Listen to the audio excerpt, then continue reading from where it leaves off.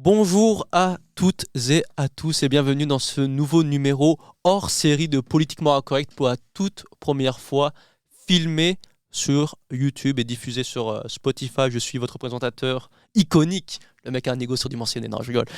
Je suis votre présentateur Ilias Raouf, je suis très heureux de vous retrouver en ce samedi 12 avril 2025, jour de tournage, pour un projet, pour une vision de Politiquement Incorrect un peu différente de ce qu'on fait d'habitude.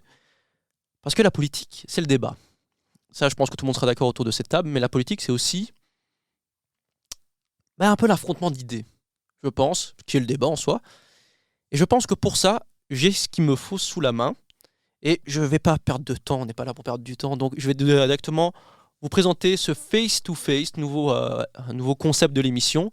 Et pour commencer, je n'ai ni plus ni moins que ceux qui ont fait la première émission en fin de compte, Marius Colette et Bilal Fayad. Et je vais laisser les concernés se présenter.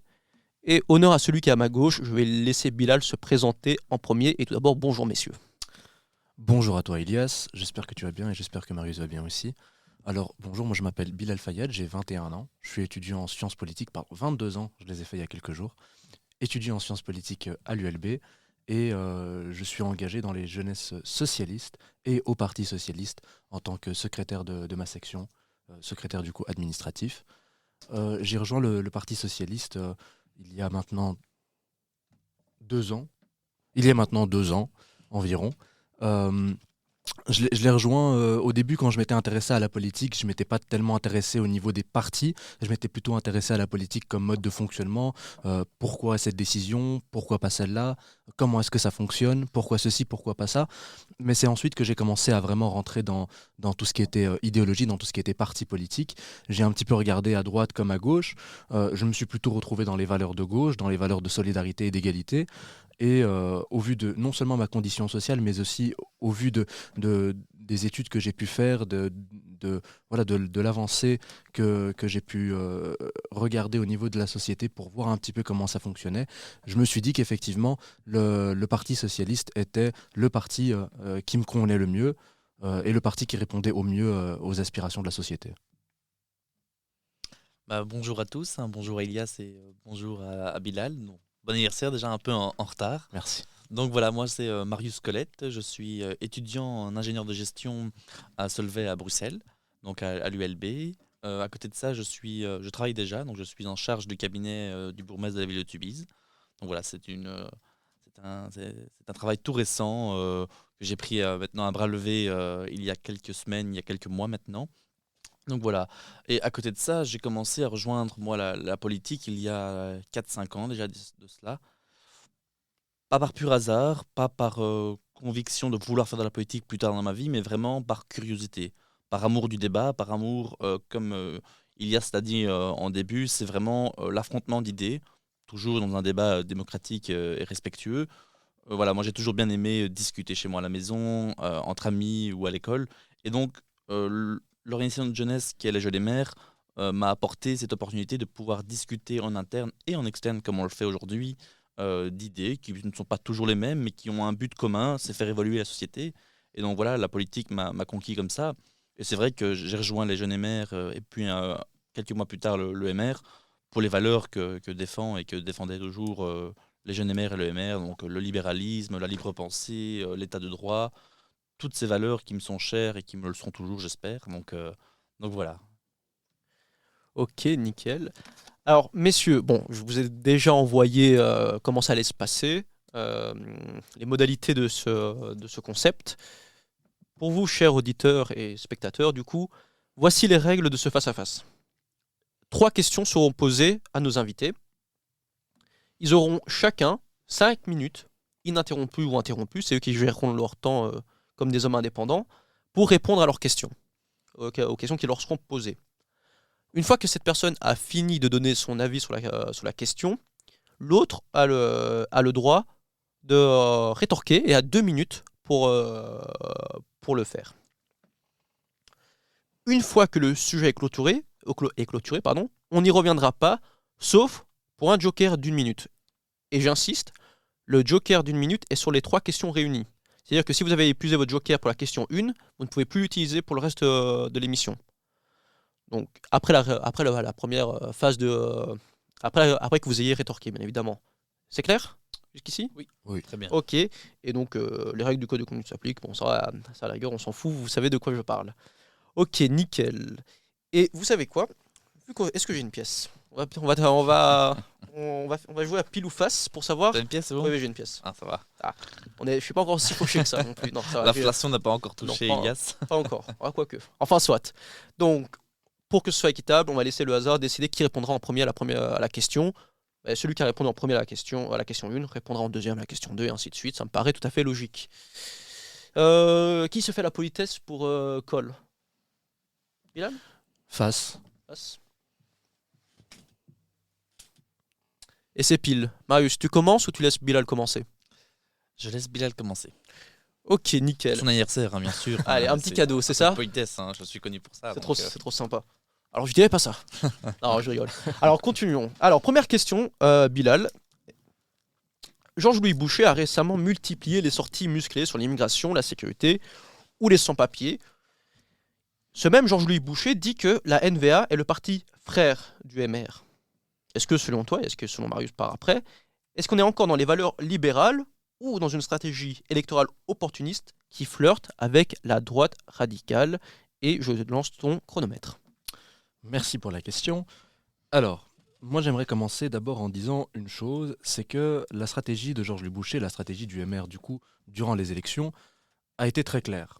Elle a été celle de Sarkozy en 2002, quand le Front National était au plus bas. C'était de se dire qu'il y avait un électorat à aller chercher. Un électorat à aller chercher à l'extrême droite. Un électorat que le MR libéral que l'on a connu n'arrivait pas à atteindre. Georges-Louis Boucher a alors durci ses propos, a alors durci ses sorties, a repris des éléments de vocabulaire et de langage de ce qui pourrait s'apparenter à l'extrême droite et les a utilisés. Ça, je pense que c'était la stratégie du MR de Georges-Louis Boucher durant les élections, une stratégie qui a été utilisée par Sarkozy en 2002 et on sait ce que ça a donné, l'UMP n'existe plus, le Rassemblement National est aujourd'hui premier parti de France. Par rapport, à la NVA, je dirais que dans un sens, étant donné qu'elle se place à la droite de l'échiquier politique, elle a des valeurs libérales. Maintenant, elle a des valeurs libérales qui, selon moi, ne sont absolument pas des valeurs libérales frères du MR. Le parti frère du MR et l'Open VLD, ça c'est quelque chose qui est indéniable et qui a toujours été le cas. Maintenant, moi, ce qui m'inquiète, c'est ce rapprochement effectivement avec la NVA, qui est un parti, qu'on le veuille ou non, qui est un parti séparatiste, qui est un parti qui, lors de l'accord de gouvernement, a mis sur la table la fin de la sonnette d'alarme, quelque chose qui a été accepté par le MR et qui est dans l'accord de gouvernement. Et si je dois expliquer vite fait ce que c'est que la sonnette d'alarme, c'est juste le fait que quand une loi intervient et qu'elle peut potentiellement piétiner les intérêts d'une communauté linguistique, alors on active la sonnette d'alarme, on va dire suspendre la procédure législative et avoir une négociation qui est menée. Donc c'est quelque chose qui est extrêmement important dans notre pays. Pourtant, le MR l'a abandonné pour faire cette majorité avec la NVA. Au niveau de la stratégie, c'était quoi du coup, la valeur libérale ou dans une stratégie électorale opportuniste? Opportuniste au niveau des voix, oui. Ça c'est indéniable. Mais après, opportuniste, c'est difficile à dire. Opportuniste au niveau des idées, je ne sais pas. En gros, la question ici, est-ce que tu considères... Je mets ton timer en pause. Ouais. Est-ce que tu considères que le MR a vu qu'il y avait un électorat francophone plus à droite qui n'est pas représenté et qui s'est dit qu'il allait sauter dessus? Je relance ton chrono. Ah ok, bah oui, alors oui. Je considère, oui, effectivement, que le MR, effectivement, a vu qu'il y avait un électorat, étant donné qu'il n'y a pas d'extrême droite francophone réellement organisée en Belgique, il a vu qu'il y avait un électorat à aller prendre et il est tout simplement allé le chercher. Ok, 2 minutes 47, je le note. Et Marius, tu peux déjà commencer. Merci. Écoute, ce qui est bien, c'est pour ça que j'ai aussi laissé la parole à Bilal, c'est pouvoir reprendre aussi les éléments de langage qui ont été repris maintenant et pour un peu en reparler. Donc voilà, est-ce que la stratégie du MR, est-ce que ça a été de chercher les voix qui, comme tu le dis, étaient des voix qu'on personne n'avait touchées, donc plus vers la droite radicale, voire l'extrême droite en francophone et en Wallonie et à Bruxelles? Je pense pas. Est-ce que par contre on a été chercher un électorat qu'on n'arrivait plus à toucher? Est-ce que il y a des gens de valeur libérale qui étaient plus à droite, une droite conservatrice, que nous, on n'allait plus toucher, parce que le MR des 10 dernières années se rapprochait plus vers un libéralisme social, ce qui n'est pas grave en soi, hein. Le libéralisme social, il en faut, c'est très bien, mais du coup, on a délaissé toute une partie de nos électeurs qui sont plus vers un libéralisme conservateur, voilà, qui ne se rapproche pas du tout de l'extrême droite, hein. Heureusement, on a chez nous beaucoup de personnes. On a un des partis avec le plus de membres et ça va de la droite conservatrice à la droite libérale sociale, ce qui n'est pas grave, mais il en faut. Et donc, on a été chercher ces genres de membres-là. On a été chercher ces électeurs qu'on n'arrivait plus à toucher. Ça n'a rien à voir avec l'électorat, comme tu disais, de la campagne de Sarkozy en 2002, où il a effectivement été cherché. Après, est-ce qu'il y a des éléments de langage qui peuvent se rapprocher à ceux de Sarkozy en 2002? C'est possible. Est-ce que le but de cet élément de langage était d'aller toucher les voix de l'extrême droite? Je pense pas. Pour avoir fait la campagne précédente aux côtés de Georges Louis et aux côtés des mandataires locaux donc, dans la province du Grand Wallon, c'est pas du tout la stratégie qui a été adoptée. La stratégie qui a été adoptée, et on se rappelle bien à Bruxelles, le jour de campagne, Georges-Louis Boucher est arrivé sur la Grand Place avec un grand panneau gauche-droite, donc bleu et rouge, et c'est tout là-dessus que ça a été fait. Et d'ailleurs, on le regarde dans les médias, quand il y a des politologues qui viennent en parler, la victoire du MR, c'est sur le clivage gauche-droite qui a gagné. Il n'y a aucun politologue qui dise c'est parce qu'ils ont été chercher les voix de l'extrême droite, même si on l'avait fait, les voix de l'extrême droite n'auraient pas été touchées. On est un des seuls partis qui peuvent se dire à l'heure actuelle qu'on a été chercher des voix de la gauche qui étaient délaissées par le PS, qui étaient délaissées par Écolo, etc. Et c'est pour ça que maintenant le PS a fait un chute dans les sondages, en tout cas en Wallonie et un peu à Bruxelles, et qu'Écolo, bon, n'en parlons même pas, Écolo, ils ont dégringolé dans les deux régions. C'est ces voix-là qu'on a été récupérées. Après, sur la NVA, est-ce qu'on est le parti frère de la NVA? Non, bien sûr, je pense pas. C'est ces deux idées qui sont totalement différentes, mais qui sont tous les deux démocratiques. Une des valeurs du libéralisme et du MR, c'est le compromis, c'est la coalition. Et on est prêt à faire des coalitions avec des partis démocratiques, avec des partis qui sont à l'intérieur je veux dire, du secteur démocratique, non pas comme le Vlaams-Belang et non pas comme le PTB, là où le PS, lui, a été chercher ces voix-là. Hein. Parce qu'on peut bien dire que le MR a potentiellement été chercher des voix de l'extrême droite, ça on ne pourra jamais le dire. À part si demain les votes sont publics, on ne pourra pas dire chez qui on a été chercher les voix. Hein. Ça reste que de la science-fiction. Par contre, est-ce qu'on peut aller dire que le PS a été chercher des voix de l'extrême gauche? Oui, la preuve, ils ont fait des coalitions au niveau local. Ils n'étaient pas contre s'ils avaient gagné faire une coalition au niveau régional, mais ça, encore une fois, c'est la science-fiction. Si vous aviez gagné les élections, on aurait pu en parler. Mais par contre, au niveau local, dans des grandes villes comme à Liège où ça a été discuté ou à Charleroi où ça a été fait, le PS a passé la ligne rouge, comme Georges-Louis Boucher l'a dit, et je suis totalement d'accord avec ça. Vous avez été chercher les voix de l'extrême gauche. Là où nous, on a toujours dit qu'on n'irait pas chercher une coalition avec le Vlaams-Belang ou avec l'extrême droite, chose qu'on a fait. On respecte le cordon sanitaire, etc. On n'a pas été le chercher. Donc maintenant, on veut dire que c'est le MR qui a un rapprochement avec le populisme, avec le clientélisme, alors qu'on a toujours dit qu'on resterait dans des valeurs libérales et dans des valeurs démocratiques, bah, on l'a fait. On l'a fait. Est-ce qu'on a eu une campagne qui était plus agressive? Est-ce qu'on a eu une campagne qui était plus visée pour aller chercher des voix qu'on n'arrivait pas à toucher vers du libéralisme conservateur? Oui, bien sûr, on l'a fait, il n'y a aucun souci, on l'a toujours dit. Et d'ailleurs, on a été plus que clair. C'est ce que je rappelais en début d'intervention.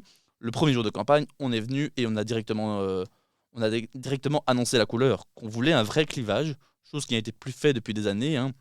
Le MR d'il y a 5-10 ans était un libéralisme social qui était un libéralisme modéré, voire mou. Hein, il ne faut pas avoir peur de dire. Hein, je pense qu'on est un des partis où on n'a pas peur de dire ce qui n'allait pas avant.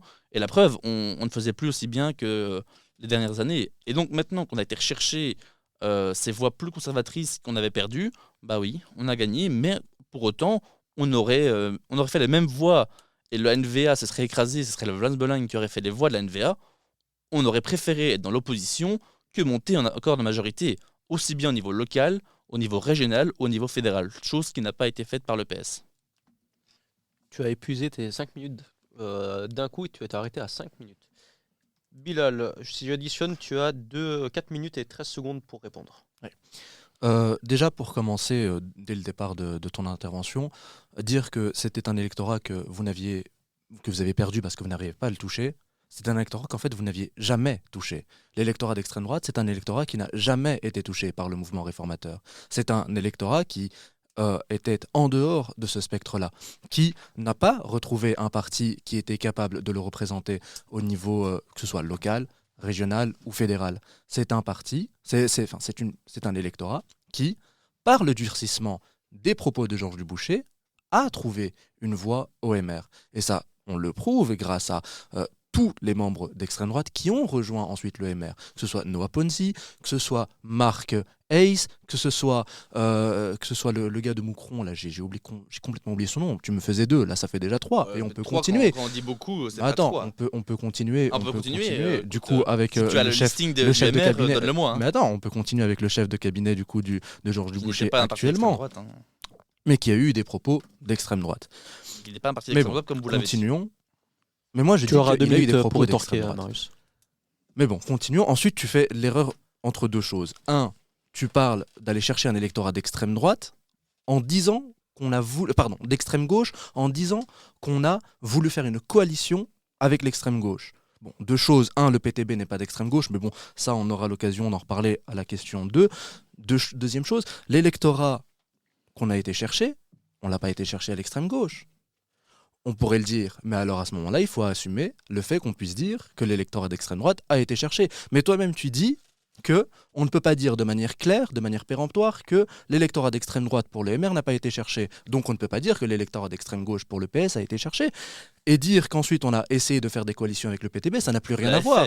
Ça n'a Nous, on l'a pas fait. Oui, mais ça n'a plus rien à voir. Ça n'a plus rien à voir. Là, on parle d'avant élection et d'après élection. On ne peut pas me dire qu'on a été chercher l'électorat d'extrême gauche avant élection pour faire des coalitions avec l'extrême gauche après l'élection. C'est pas ce que j'ai dit. Ou alors, mais attends, tu auras tes 2 minutes de réplique. Mais de toute façon, on ne peut pas dire d'un côté, on ne sait pas si on a été chercher l'électorat d'extrême droite, mais de l'autre dire, mais vous avez été chercher l'électorat d'extrême gauche. Ça, c'est quelque chose qui ne marche pas. Ensuite, me dire qu'on a respecté le cordon sanitaire, quand je vois Georges Dubouché aller débattre avec Tom Van Grieken, qui est le président du Vlaams Belang, normalement, ça rentre pas normalement dans le cordon sanitaire. Normalement, c'est quelque chose qui... En Flandre aussi. Oui, en Flandre, mais c'est un choix de Georges Dubouché d'avoir décidé d'aller, alors qu'il est francophone, d'avoir décidé d'aller en Flandre pour aller débattre avec le président d'extrême droite, Vlaams Belang. Ça, c'est une réalité. Ça s'appelle l'état de droit en fait. L'état de droit, on respecte la loi, etc. La loi s'applique en région Bruxelles-Capitale, donc en Wallonie et en région bruxelloise. Elle ne s'applique pas en région flamande. Est-ce que c'était une bonne idée ou une mauvaise idée? Ça le regarde, hein. Je ne suis pas le représentant de Georges-Louis Boucher. À chaque fois que je vais sur une émission, etc., hein, lui, il s'entend, il respectait la loi, il n'y a aucun souci. Après, deuxième chose, il faut bien entendre ce que j'ai dit. Donc peut-être qu'il faudra réécouter l'émission après pour bien entendre ce que j'ai dit. Je n'ai pas dit que vous aviez été chercher les voix de l'extrême gauche. J'ai dit qu'on n'avait pas été chercher les voix de l'extrême droite, qu'on avait été chercher des voix du libéralisme conservateur qu'on ne touchait pas, qu'on ne touchait plus. Ça, c'est un point de détail, etc. Mais on ne le touchait pas en tout cas dans les élections, ça c'est un fait. Mais je n'ai pas dit que vous avez été chercher les voix de l'extrême gauche. J'ai dit que vous, au contraire, vous étiez prêts à faire des coalitions. D'ailleurs, vous l'avez fait. Ça, tu as oublié de le mettre, mais il faut quand même voir la réalité en face. Quand nous, on a été chercher des voix du libéralisme conservateur qui étaient pour vous la voix de l'extrême droite, qui était une preuve claire, etc. Alors qu'on ne sait pas encore une fois dire, et c'est pour ça que j'ai pas dit que vous avez été chercher les voix de l'extrême gauche, parce que comme tu as dit, et je suis d'accord avec toi, on ne sait pas voir exactement qui a voté pour nous, si c'est le voisin du coin qui a des propos racistes, ou si c'est la petite grand-mère toute sympa qui est pour écolo. On ne sait pas qui a voté pour nous, on sait juste voir combien de personnes l'ont fait. Après, par contre, le post-élection, donc après les élections, tu dis que c'est pas important. Si, c'est quand même important de voir ce qui se passe après les élections, hein. Une campagne, ça peut être agressif, on peut dire plein de belles paroles, ça je suis tout à fait d'accord. On ne respecte pas toujours ce qui a été dit en campagne par manque de moyens ou par manque de temps, je suis tout à fait d'accord. Par contre, chose que nous on n'a pas fait, on est resté dans les valeurs démocratiques, dans le champ démocratique, et on n'est pas passé en dehors de la ligne rouge qu'est l'extrémisme. Vous l'avez fait. Tu peux dire que l'extrême gauche n'existe pas ou que le PTB n'est pas d'extrême gauche. La seule raison pourquoi l'extrême gauche n'existe pas en Belgique, c'est pour délimiter un parti d'extrême dans la loi. Il faut qu'il y ait des propos racistes, xénophobes, antisémites, ou qu'il y ait une attaque personnelle contre une ethnie, etc. Chose que je suis tout à fait d'accord, il n'y ait pas avec le PTB, même si on peut parler d'antisémitisme qui est présent au PTB, mais ça, On en reparlera à la question 2. On va en parler, je vais te couper parce que tu as épuisé Ah oui. Pardon, excuse-moi. Je coupe mon propre micro.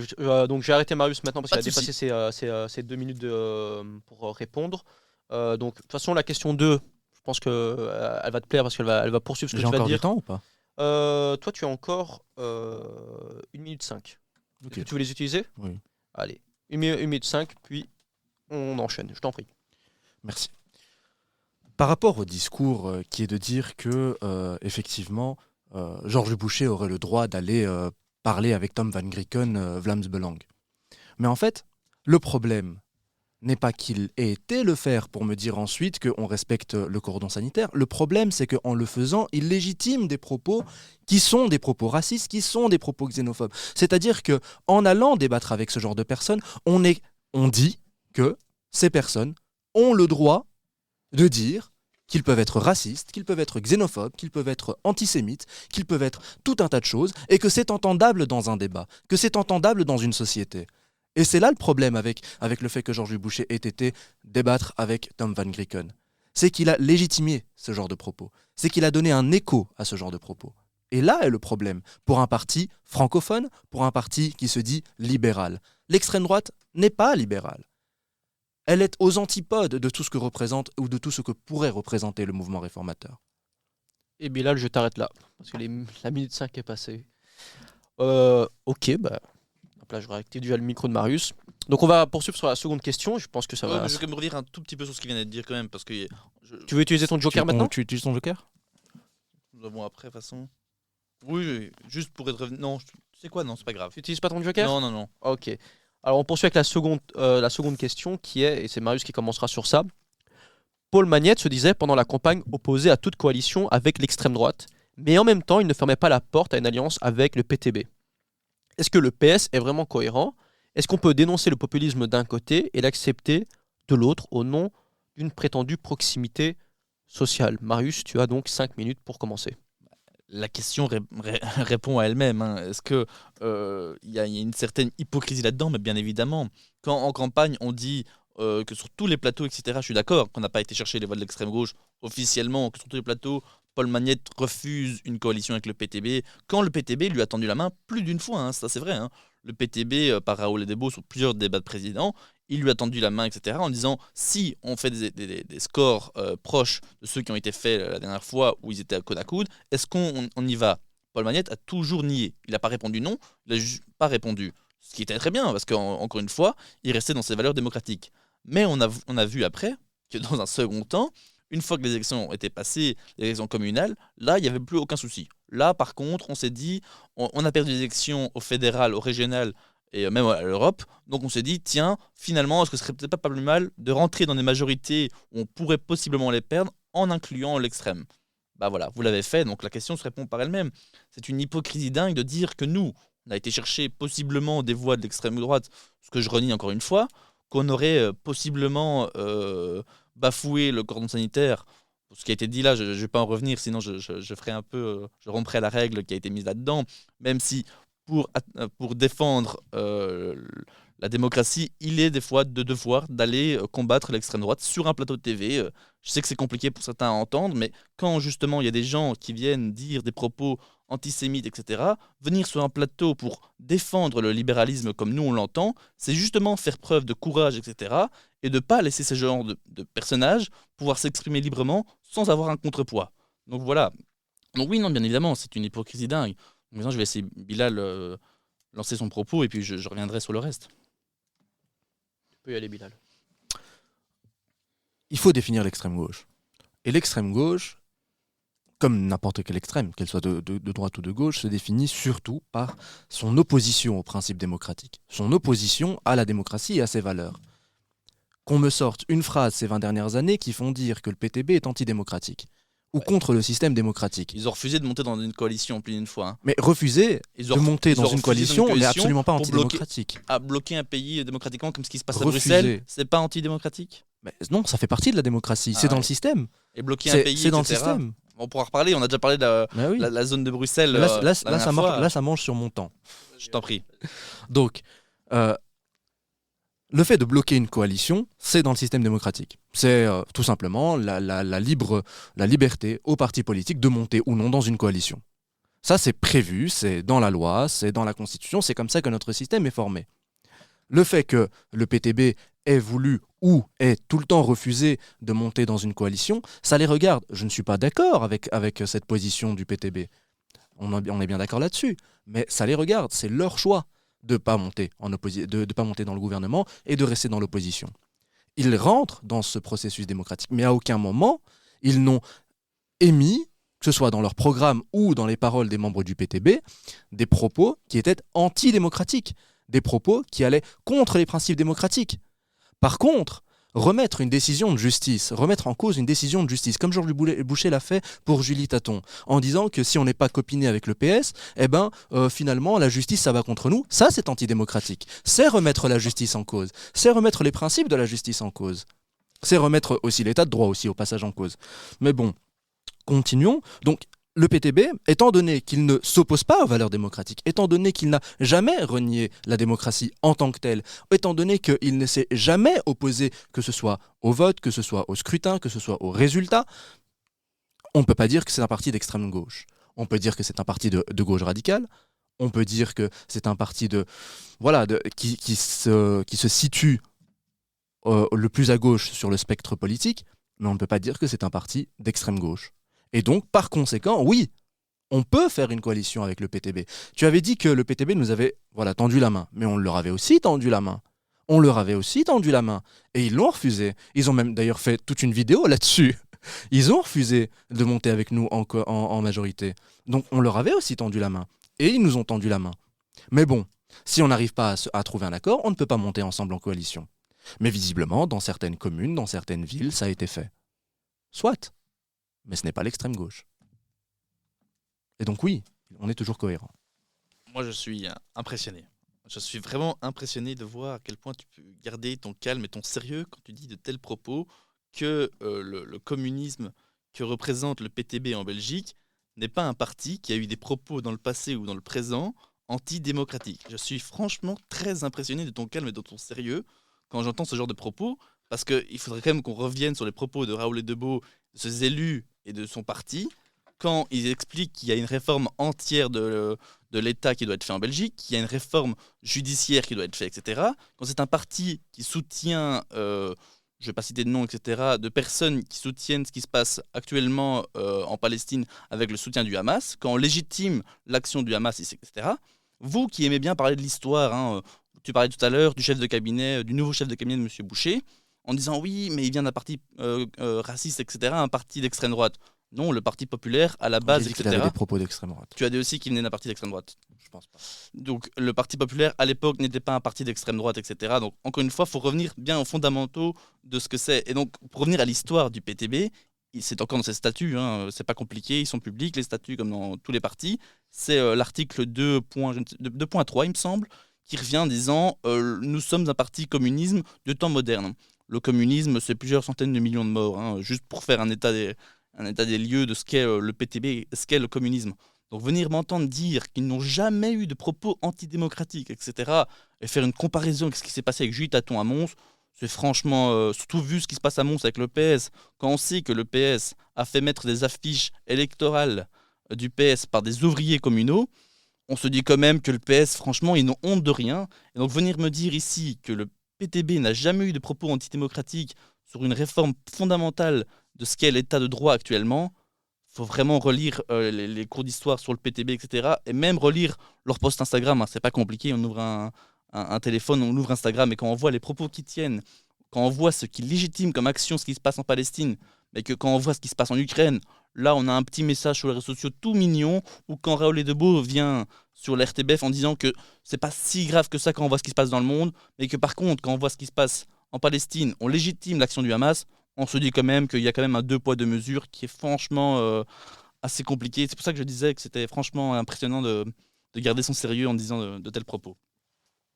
Ok, Marius, il te restera 40 secondes. Bilal, il te reste 2 minutes 50 pour celle-ci. 2 minutes 30, pardon. Par où commencer ? Si ce n'est par le début. Le PTB n'est pas d'extrême gauche. Et sur tout ce que tu viens de dire là, il n'y a absolument rien qui démontre finalement qu'il est d'extrême gauche. Absolument rien. Rien qui démontre qu'il est d'extrême gauche.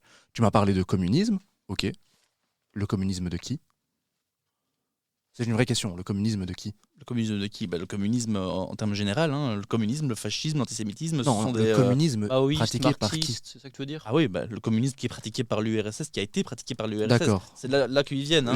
J'imaginais. Faut aller un peu dans les... je sais que tu es souvent en campagne, etc. Tu peux prendre sur mon temps, je ne vais pas empiéter sur le temps de Bilal, il n'y a aucun souci. Hein. Quand tu vas en campagne, en manifestation, quand tu lis les chants qui sont chantés par le COMAC ou par le PTB, tu me reviens, tu me fais un enregistrement et tu me dis s'ils sont pas antidémocratiques. Et alors là, quand on dit « abat l'État, les flics et les fachos », je comprends, mais les flics et l'État, si tu viens me dire que ça, c'est pas un exemple qui prouve qu'ils sont antidémocratiques et anti-État, on en reparlera. Et c'est le COMAC et c'est le PTB qui viennent en parler sur les campus, sur les manifestations. Donc, pour reprendre sur les élites de l'URSS, les élites de l'URSS étaient libérales, elles n'étaient pas communistes.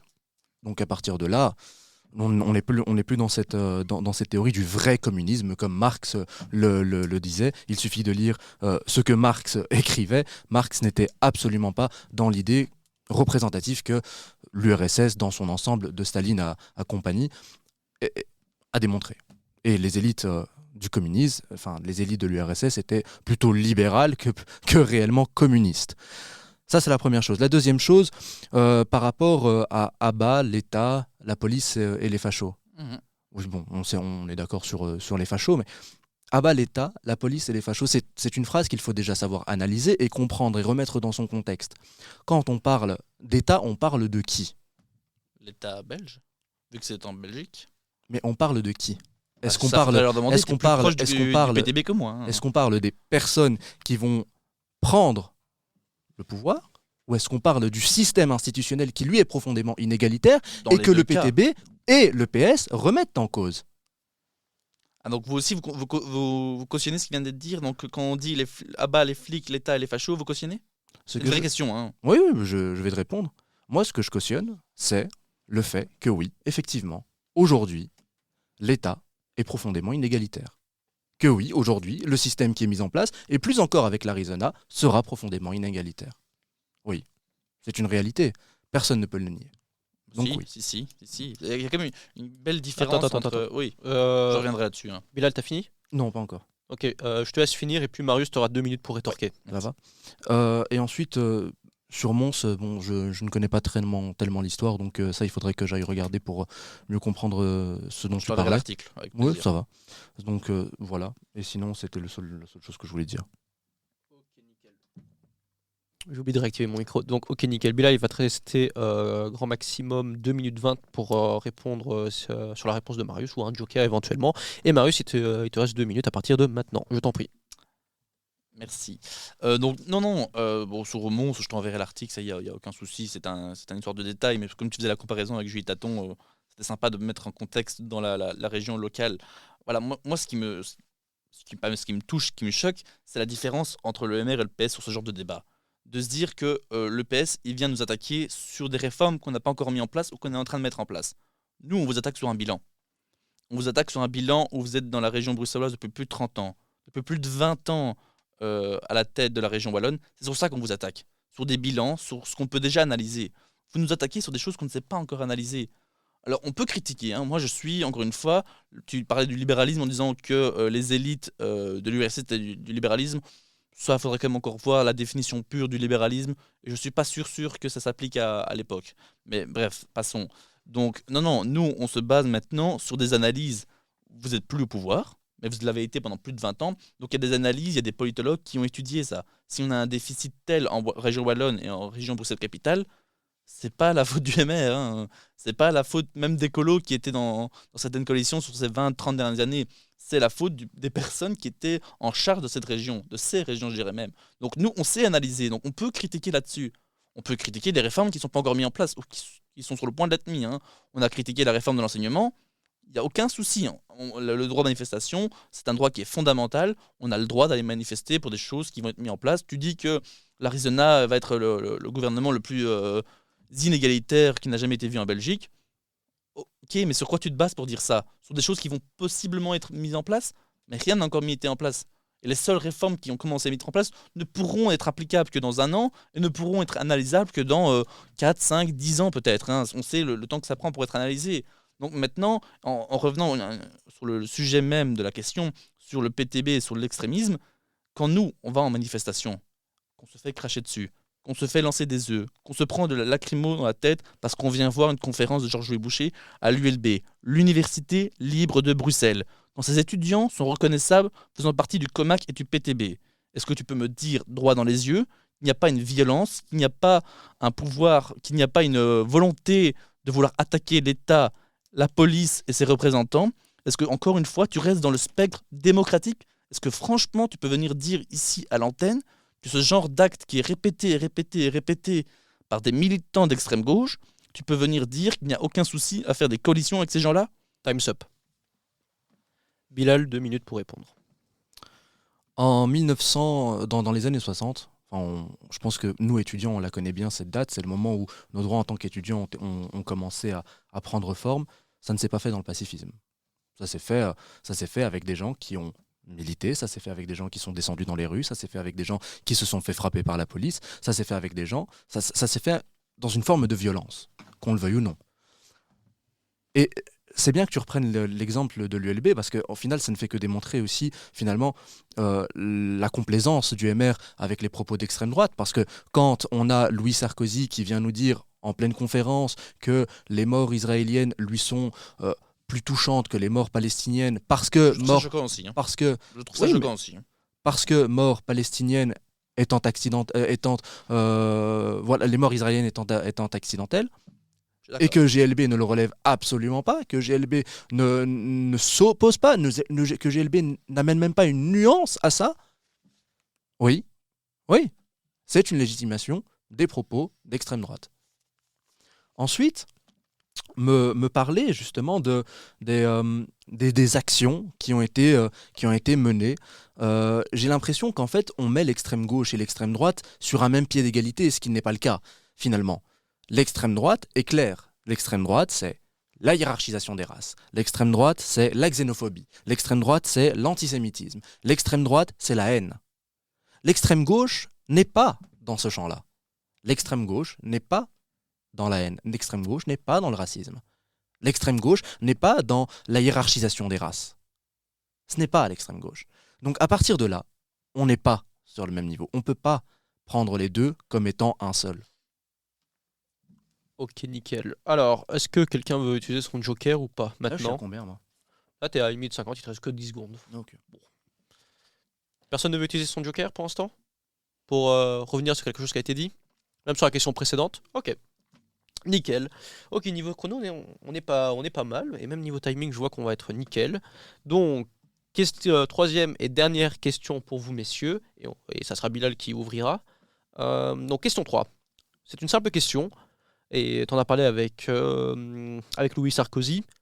Pourquoi la question israélo-palestinienne est autant polarisée et fait autant ressortir le clivage gauche-droite? Selon vous, est-ce que l'autre camp manipule ou politise ce conflit, et si oui, à quelle fin? Je coupe mon micro, Bilal, et à partir du moment où je coupe mon micro, tu as 5 minutes.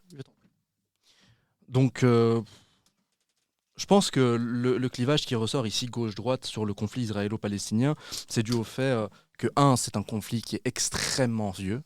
C'est 70 ou 75 ans 77 ans de conflit. Donc, c'est un conflit qui a traversé finalement les générations et qui, jusqu'à maintenant, nous arrive encore finalement. Et donc, je pense que c'est pour ça qu'on y retrouve autant un si fort clivage gauche-droite. C'est parce que de tout temps, en fait, ce débat a été animé dans la sphère publique et politique.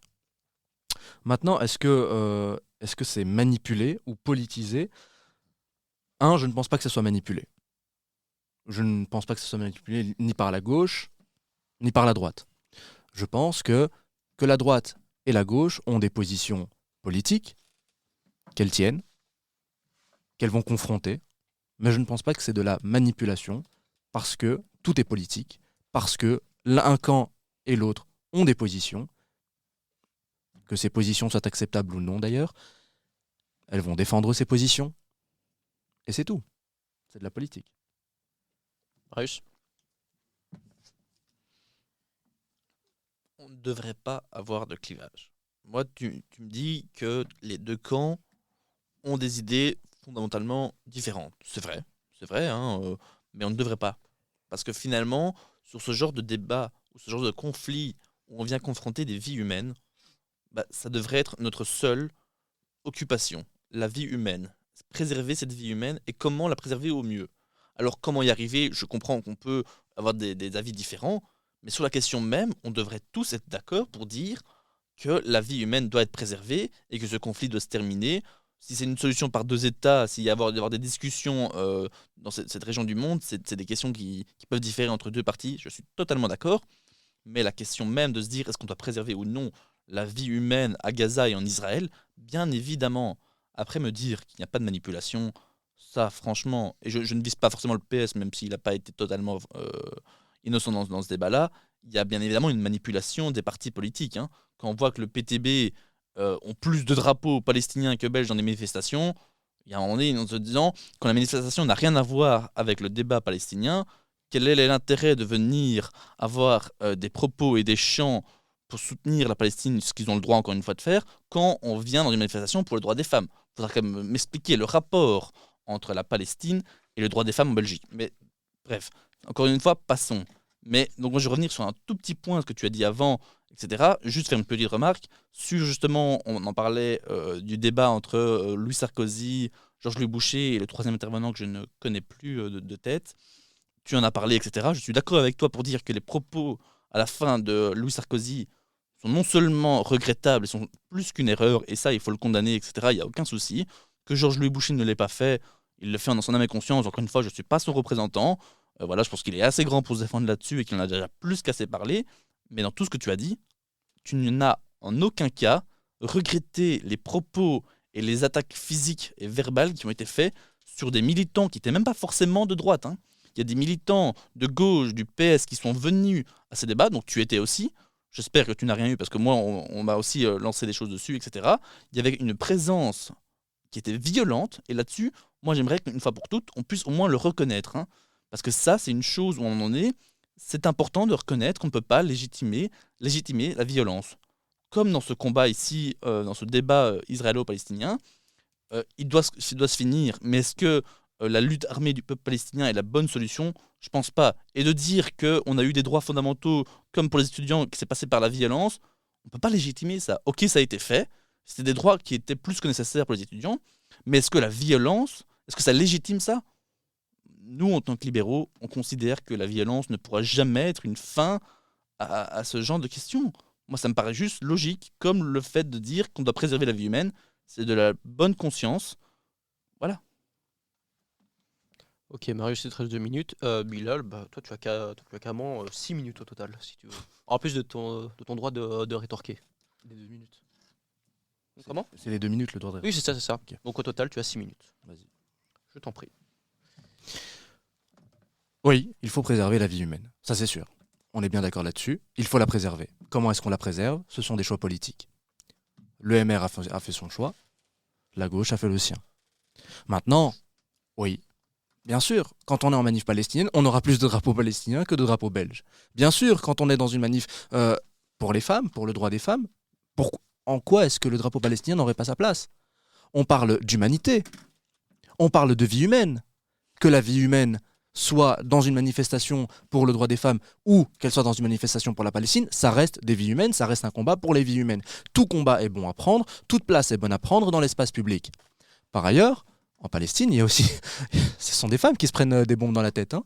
Ce sont aussi leurs droits qui sont bafoués. Ce sont leurs personnes qui sont bafouées. C'est elles qui sont bafouées. On n'a pas mélangé tout. Il y a un moment donné, toi peut-être sur mon temps, c'est pas grave, mais il faut juste pas mélanger le droit des femmes, qui est un droit universel, et ce qui se passe en Palestine. Voilà, universel. Qui est universel. Mais on donc, peut pas, alors dans ça reprend aussi la Palestine. Alors dans ce cas-là, on manifeste pour tout et n'importe quoi dans toutes les manifestations, et alors ça n'a plus aucun sens. Hein. La manifestation a un sens. Alors sinon, on met manifestation générale. Dans ce cas-là, je suis d'accord. On manifeste sur les manifestations, quand elles ont un sujet, par exemple là, le droit des femmes. On parlait du 8 mars. Ok. C'est important. Pour vous, c'est plus important d'aller défendre la Palestine que défendre les droits des femmes. C'est qui vous? Le PS, le PTB, vos amis de coalition, hein, c'est toi qui l'as dit. Oui, hein. mais c'est qui vous? en fait. Le Les PS, ok, les militants mais du PS et ok. ses dirigeants d'ailleurs. Mais du coup, qu'est-ce qui se passe quand il y a à côté une militante du PS avec un drapeau féministe et à côté une militante du PS avec un drapeau palestinien? Du coup, le PS, Moi, il je les ai défend pas qui? vus les drapeaux féministes. Hein. Non, Moi, mais je les ai je pas te vus, pose, hein. je te Moi, pose la question. je les ai pas vus les drapeaux féministes. C'est ça le problème. D'accord, mais c'est pas un C'est ça que je argument, reproche. ça. Mais c'est pas une question d'attaque, c'est de dire Non, c'est un oui, je fait. sais, mais C'est un c'est fait. pas un argument, le fait que C'est un tu ne les fait. aies pas vus. Mais donc, ma question, c'est qu'est-ce qu'on dit du PS alors à ce moment-là? Ça, c'est à toi de me répondre. Moi, je suis pas parti du Ah non, PS, mais hein. c'est toi qui Moi, attaques là-dessus. Je ne t'attaque pas là-dessus. Je t'attaque si, juste sur tu as le dit- fait qu'il Tu as y a dit, une manifestation qui est générale. tu as dit que le PS défendait, enfin, qu'on venait dans une manifestation pour le droit des femmes et que le PS, visiblement, avait plus intérêt à défendre les Palestiniens En que le tout droit cas, des c'est femmes. l'impression que vous nous faites quand vous venez avec des Mais donc, drapeaux palestiniens, etc. ma question, c'est finalement, qui est-ce que le PS défend quand tu as une militante PS avec un drapeau féministe et quand tu as une Ça, militante c'est toi PS qui me le dis. avec un c'est toi drapeau qui me le palestinien? dis. Hein, quand on voit les photos, et moi j'y étais aussi. D'accord, mais je te etc. pose la question. Du coup, on dit Quelle- quoi du PS? Il défend qui finalement? Ah bah, pour moi, quand je vois les manifestations, etc., ils défendent plus la question palestinienne que la question des droits des femmes, ce qui est dommage. Je ne dis pas qu'il y en a pourtant- une qui est plus importante que l'autre. Bien évidemment, il faut Et rester pourtant, ce n'est pas le raisonnable. cas. Ah bah c'est toi qui me le dis. Pourtant, oui, je te le dis, je ne te le dis pas, moi, je l'affirme. c'est pas une attaque, hein, c'est même Mais- plus un ouais. conseil de vous dire Mais que je te si vous voulez l'affirme. défendre des débats comme ça qui sont importants, comme le droit des femmes, comme le droit à l'IVG, etc., évitez de vous... Mais le droit des femmes, tu l'as dit toi-même, il est universel. Oui, tout à fait. Et le droit des femmes en Palestine, eh ben, il est bien Il bafoué. ne faut pas confondre le droit des femmes universel et ce qui se passe en Palestine qui touche des femmes. Enfin, je veux dire, dans toutes les guerres, dans tous les Le droit combats, des dans femmes tout ce qu'il y a, en Palestine il y a est des femmes bafoué. partout. Bien évidemment. Ah, voilà. Oui, mais Non seulement il est bafoué, mais en plus ils subissent un génocide. Non. Non, ça faudra encore le démontrer. Hein. Il y a Ah, ça a été bien il faut- démontré. Non, il faut respecter le droit international, encore une fois. Oui, mais je pense Il que le faut- droit non, international il est faut assez clair respecter là-dessus. le droit. Ne parlons pas de ce qui va se passer, parlons de ce qui se Je pense passe que les actuellement. Nations Unies sont assez claires là-dessus. Non, il y a un droit international à respecter qui est la plus haute autorité, qui a dit qu'il y avait un risque.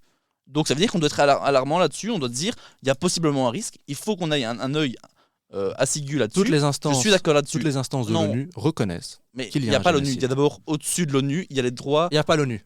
J'ai pas dit qu'il n'y a pas l'ONU. Il y a Tu viens de le l'ONU. dire. Non, l'ONU n'est pas l'autorité au-dessus. L'autorité au-dessus, c'est le droit international. Est-ce que le droit international détermine qu'il y a un génocide? La réponse, non. La réponse est Les non. Nations Unies. La réponse est non. Que tu crois Les qu'il y a Nations- un les génocide, c'est Nations très bien. Unies.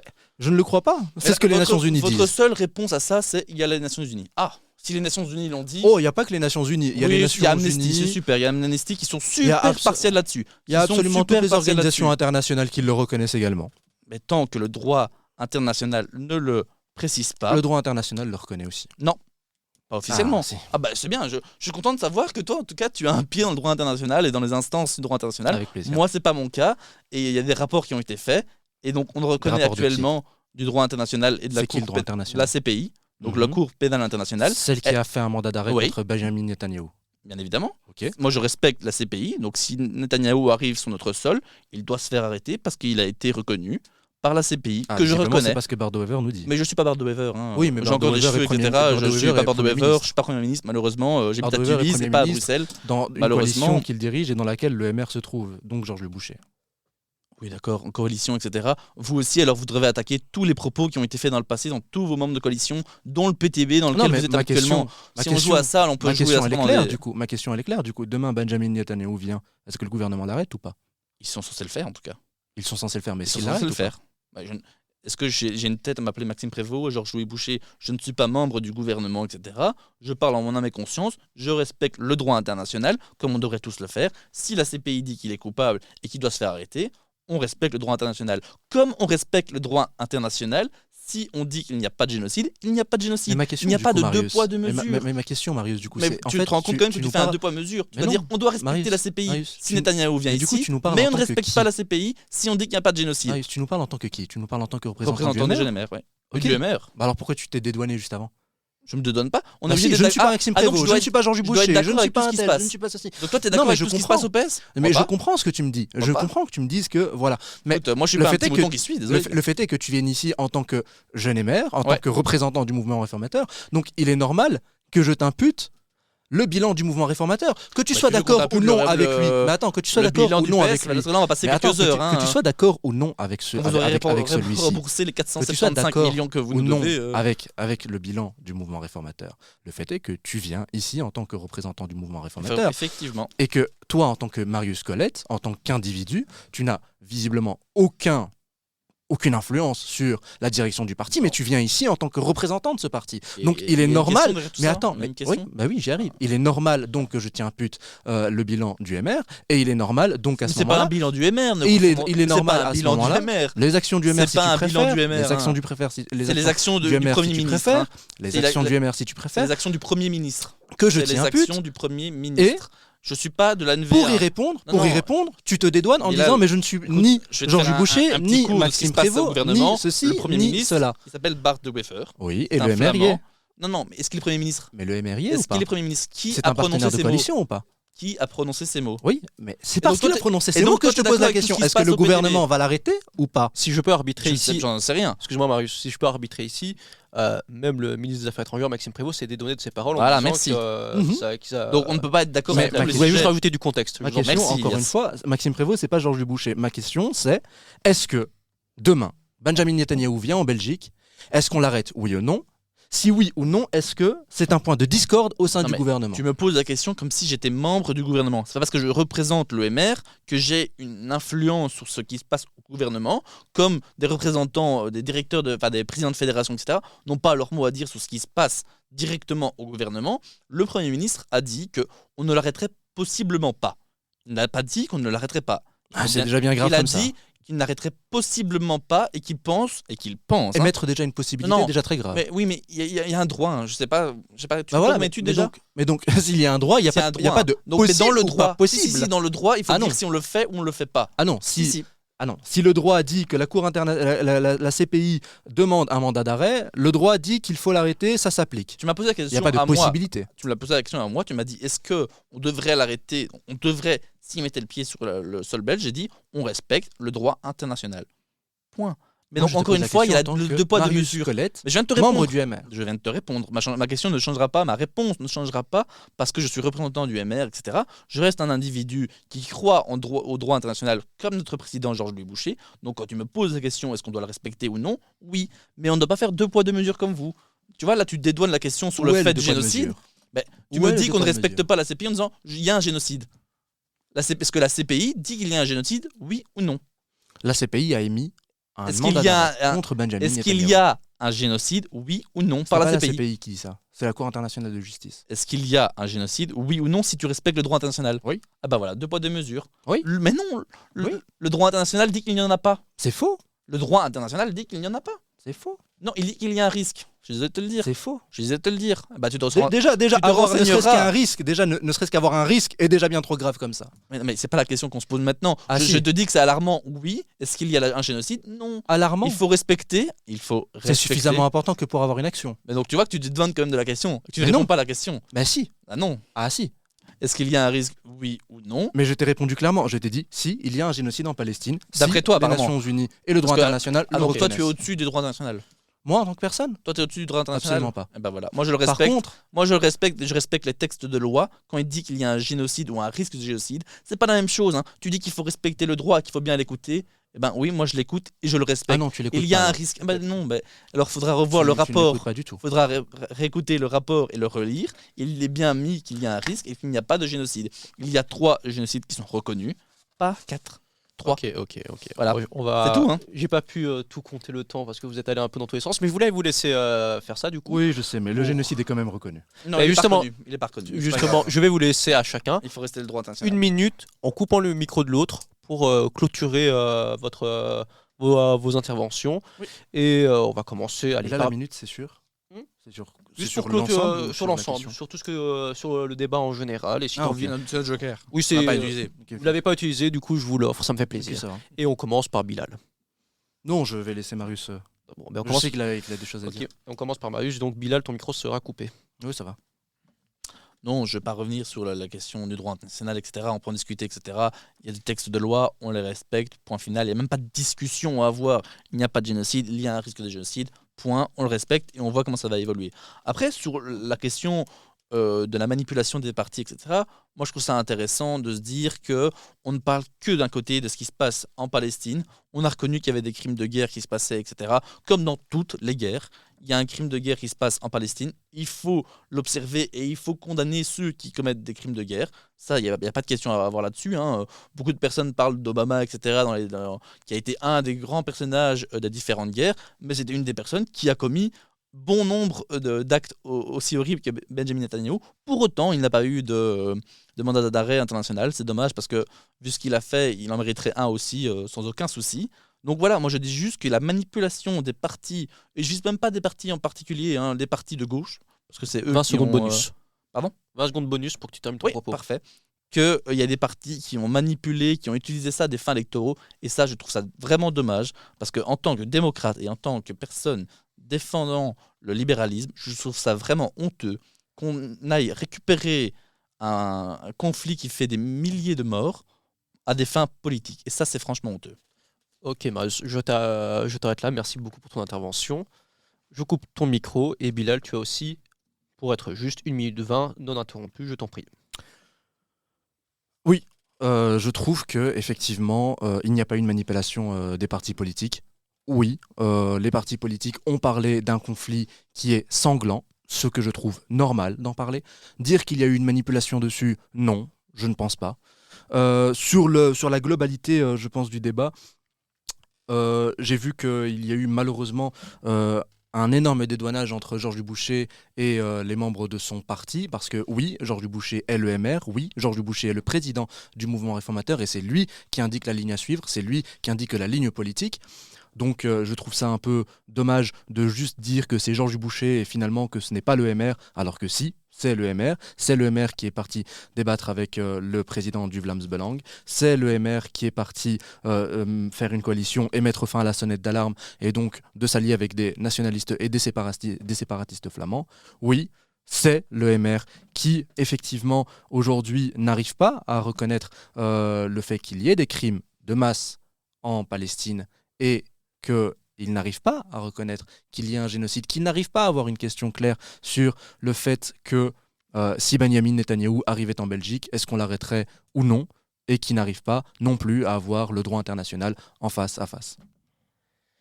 Et ben voilà qui conclut ce premier face-to-face. Je crois qu'on va l'appeler comme ça, hein. Qu'est-ce que t'en penses, Chana ?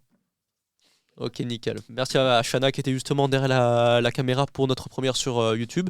Ben, messieurs, je vous remercie pour vos interventions. J'espère que ce débat vous a plu autant qu'il m'a plu. J'espère que Chana t'a plu aussi. Ouais. Et j'espère qu'il vous plaira aussi, chers auditeurs et spectateurs. Et nous, on se retrouve très bientôt dans Politiquement Incorrect. À la prochaine. Bye bye.